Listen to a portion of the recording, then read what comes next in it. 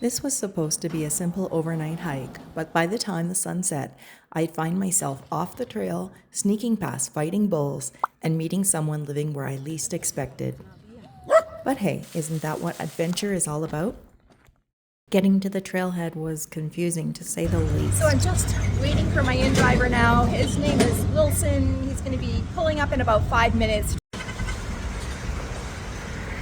Well, I don't know what happened, but the ride was canceled somehow. I don't know if I did it or if he did it, but I couldn't seem to get another one for that price of 78 Bolivianos. So I'm on foot again. A gentleman back there named Marco told me to go to the next street and take the Micro 3.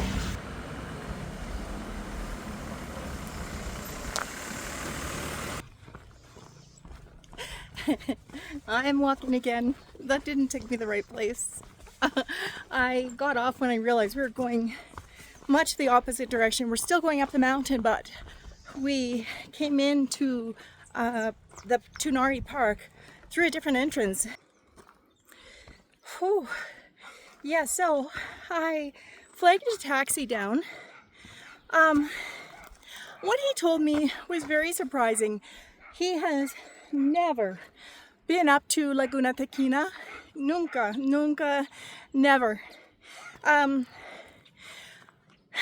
And he told me his taxi would not go there, but he said he would take me to the gate, La Puerta of the park, and I could go to Laguna Wara Wara from here. Again, I'm hiking in altitude. You can tell instantly I'm out of breath. I just need to get my lungs acclimatized. Give me a minute. This wasn't where I planned to start, but plans are overrated anyway. Adventure doesn't wait for perfection, so I hit the trail. As I climbed higher, the chaos of the city melted away, replaced by sweeping views that made every misstep worth it. Bolivia knows how to show it off.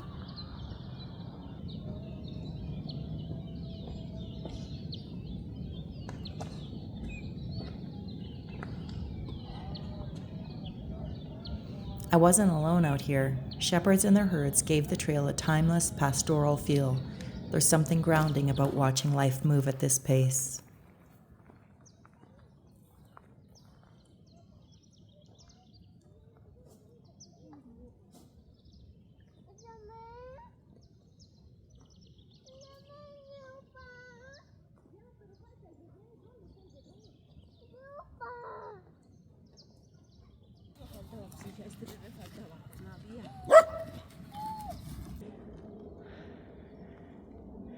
I'm getting my breath finally. We're going through the eucalyptus forest right now. It's just beautiful. And I just rubbed some in my fingers and it's really sticky. It's all stuck to my fingers now. So it's really humid today. And in this eucalyptus forest, it has a lot of humidity. Really hot, humid right now. And there's no wind. And I hear thunder, so it must be raining somewhere, but not here. It's just hot here. Greg, you wouldn't like it. First casualty. I just grabbed the wrong branch to support myself and it just punctured me a little bit. And this is a forest of eucalyptus. The aroma is just heavenly here, and I keep finding the seed pods on the ground. These are the seed pods. Cool little star shapes.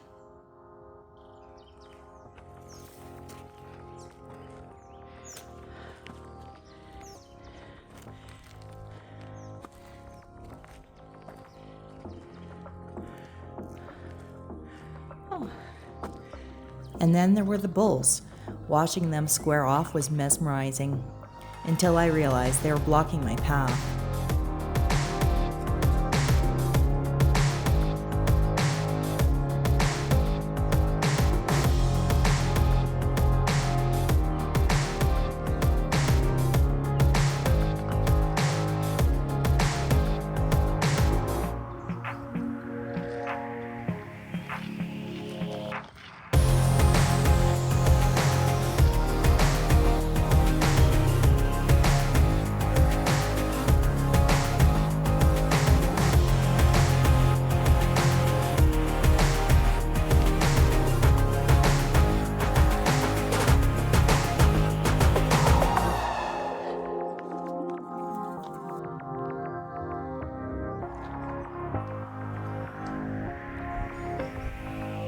I held my breath, one careful step at a time, until I was clear.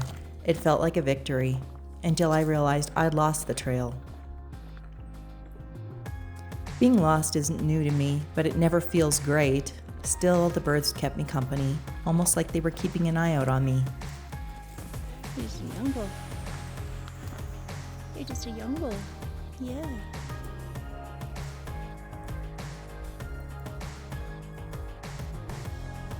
So I found these cows, at kilometer 4, at the Mirador, kilometer 4. I don't know where the trail is. I don't want to go the roadway, so I'm going back down, try and connect back up with the trail. It's warm today. It's really warm. Here we are. This is where I found those cows, at the Mirador. This is where I got distracted by the cows. Squirrel. But I'm on the trail again now. This is what it looks like. It's just a bunch of rocks. Maybe over here might be better. I don't know. I probably have to look at my map. Looks like this is where the cows sleep. How beautiful this countryside is. As the sun dipped below the horizon, I found a quiet spot to set up camp. It wasn't the destination I had planned, but it was perfect in its own way. Look what I found. This is the zone for camping. There's a fire mound over there, some garbage bins. I've got my water bottle in my arms. Oh, there's another fire ring over there. It's nice. I'm under the shelter of pine trees. I just saw a vehicle drive by. And there's a building up there in case it really rains, I guess. Let's go check it out.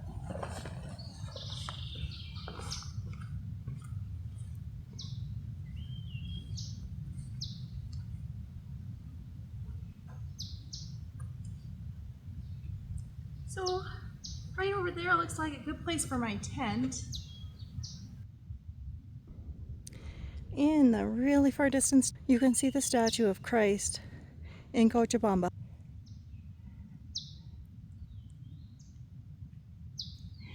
I do believe that this would be bear scat, but it's small.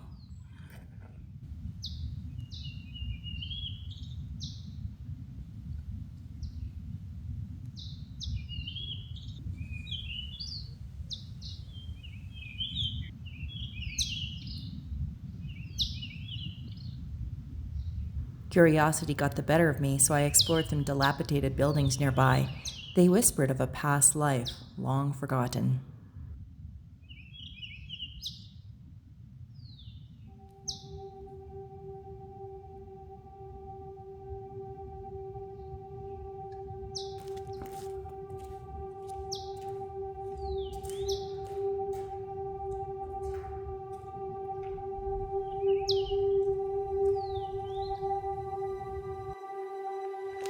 That used to be the bathroom.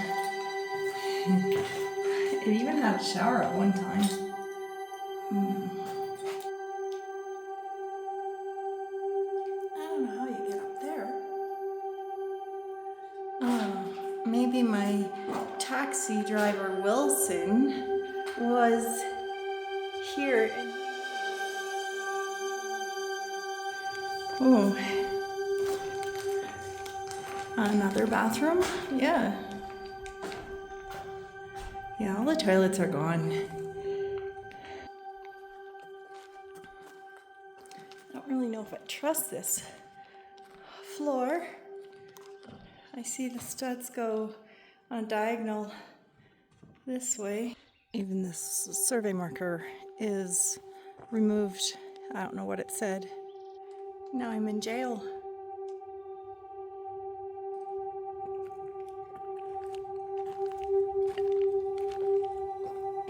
And then I wasn't alone. One of the buildings was home to someone, a man living quietly on the edge of this wilderness.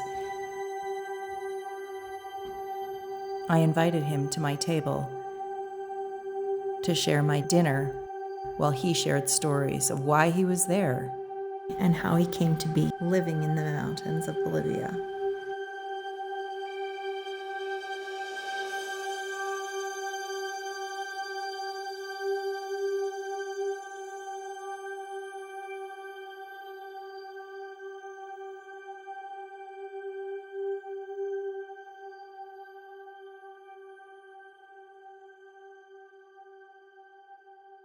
After the encounter, I was drawn to the sound of a waterfall just beyond my campsite.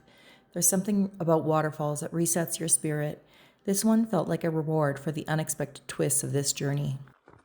Well, that was fate or good luck, I guess. Right after I went to the bathroom, that's when I saw Roman, and he was just wandering. He said he's living viviendo en la calle, más o menos, and that means he's living in the streets or the forest here. I don't know. I don't know if you saw, but he had bad scrapes on his legs, and his lips were very dry. And I asked him how long he's been out here, because he's living out here. And he said, no mucho, not a lot. But he was wearing shorts, didn't look in great shape. And so that's why I gave him my tuna. I was going to give him my potatoes too, but I had no water. And so that's where I'm going now. I'm going down. I don't know what I ate. I'm going down to the cascada to get some water. Oh, this is pretty. Photos don't do this justice because the shrubs block the view, whereas your mind can imagine what's behind there. But I'll try to give it some justice with a video. It certainly deserves it.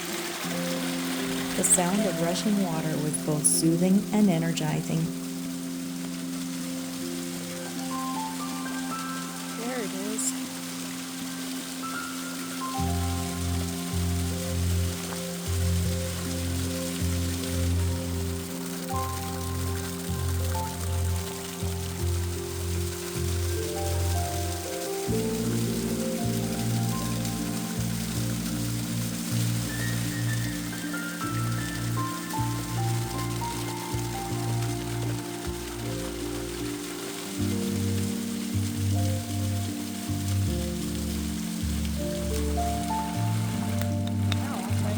Without falling in.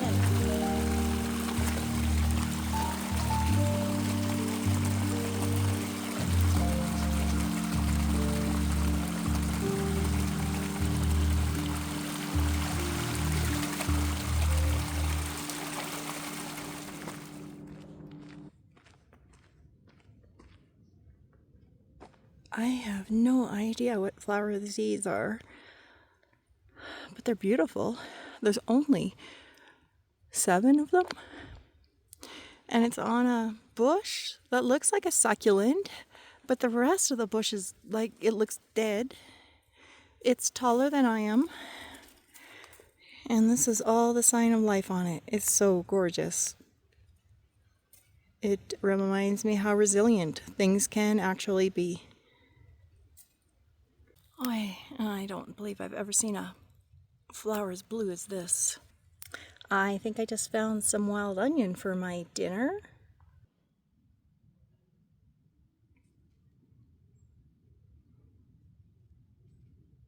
Oh, and I just missed these fiddleheads. I don't see any young enough to eat. I hear something up ahead. I hear voices and like chopping wood. Ah, hola. Sí, solita. Solita. Es mejor para mí. Para mí. Hola. I just decided I'd go for a little walk, and look what I found. There's a little, it looks like it's a village up here. This is a farmer's field, and it doesn't look like there's anything growing in it right now, but he has some cattle grazing. He or she. I'll just continue up the road. Look, there's even a children at play sign. Oh, now I know where I am. This is the other side of that little park where I explored all those buildings. That's them. So I wonder what happens when I go down this way. Let's go. I would like to see the sunset.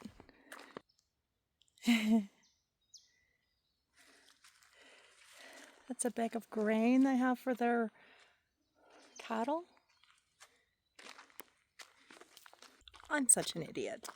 I think that bag of grain was to plant that seed. That's what they're going to plant in that space.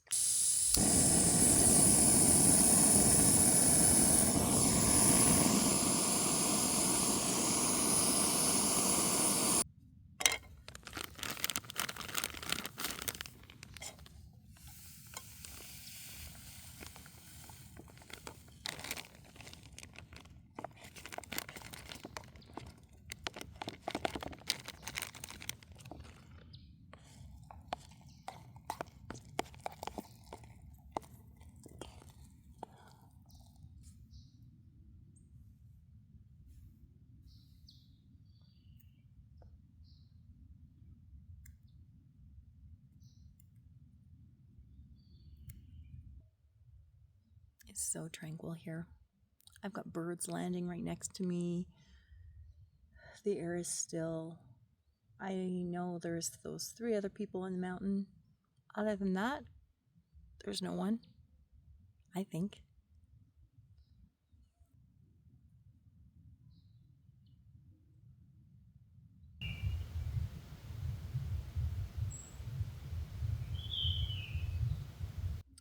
So those people, the woman that I met at the waterfall, they were going down for something for her niño, so for her son. I guess then he needed water. I don't know why they all didn't need water, but that's what she said. But she asked me if I was alone. And of course, yes, I said. And she said, oh, what did she say? Not loco, but it meant the same. Cuckoo. She said, eres cuckoo? And I said, tal vez un poco, which means maybe a little. Okay, so I'm just about to have some tea, but I have to show you this little glimpse of the sunset that I've got going on here. It's beautiful here. I can't see much from the eucalyptus trees, but it's still gorgeous.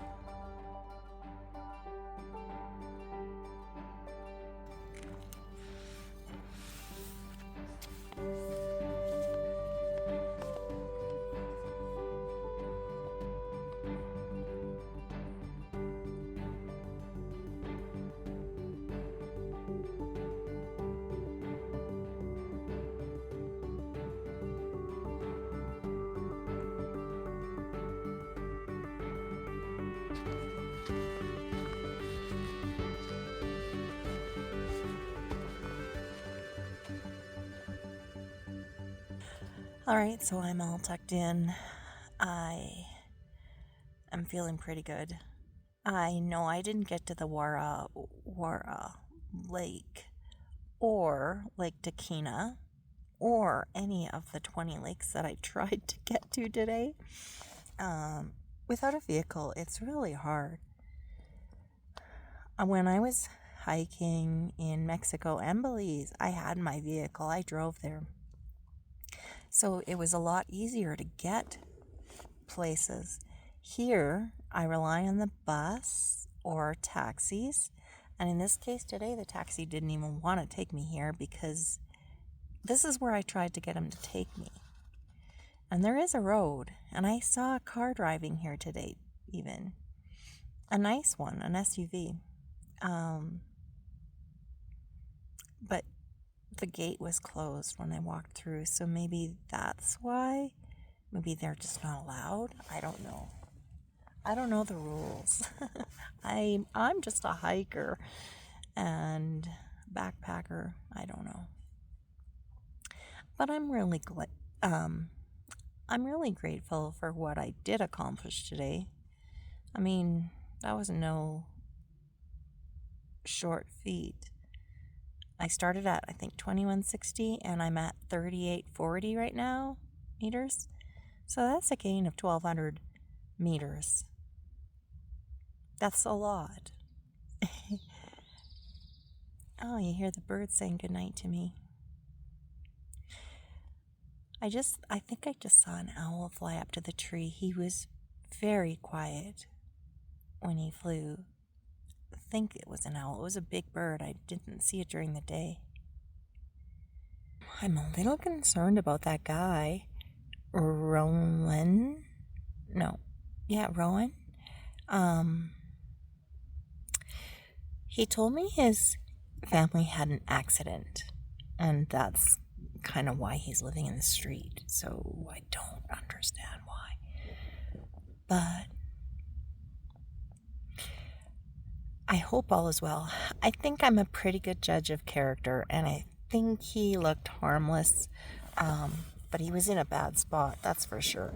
But I mean, he could have taken all my stuff while I went down to the waterfall. He knew I was going there. And if he lives here, he knows how long it's going to take me. So he could have totally ran off with all of my things if he wanted to. So I think I should be okay. I don't know where he sleeps at night.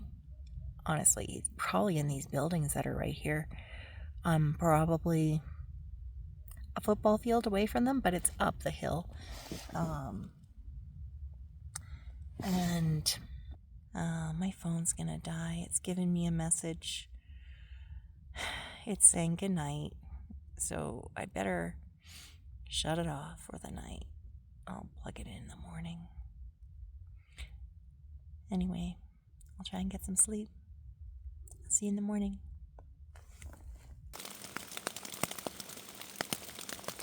At night, the rains that I longed for earlier came along with some thunder and lightning, but I didn't mind. I was cozy and warm. As I packed up, I couldn't stop thinking about how this trip turned out so differently than I had planned, and yet it was exactly what I needed. This hike was messy, beautiful, and full of surprises, just like Bolivia itself. Thanks for joining me on this whirlwind of a hike. If you enjoyed it, hit that like button, share your craziest hiking stories in the comments, and subscribe for more adventures. See you out there, and happy trekking.